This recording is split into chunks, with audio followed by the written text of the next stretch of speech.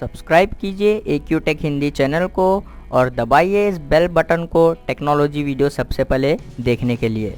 Hello friends, welcome back to my channel. दोस्तों आज की इस वीडियो में मैं आपको बताने वाला हूं दोस्तों, अगर आपके पास विंडोज़ 10 में ये एरर आ रहा है, display error fail to start, तो इस एरर को कैसे रिमूव करना है तो वो आज मैं आपको बताऊंगा। तो इस वीडियो को एंड तक देखते रहिए। गाइस सबसे पहले आपको जो है विंडोज़ 10 की सेटिंग में जाना है। उसके बाद आपको जो है यहाँ पर अपडेट एंड सिक्योरिटी के ऊपर क्लिक कर देना है।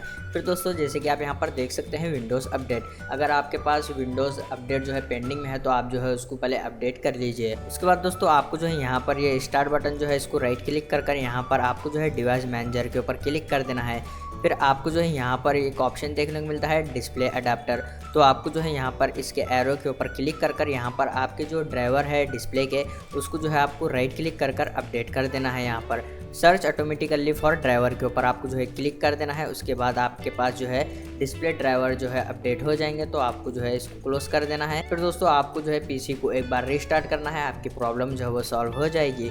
तो दोस्तों ये था एक छोटा सा वीडियो आप लोगों के लिए। उम्मीद है आपको ये वीडियो ज़रूर पसंद आया होगा, तो प्लीज़ लाइक करें और हमारे चैनल को सब्सक्राइब करें बिना मत जाना। मिलते हैं नेक्स्ट वीडियो में।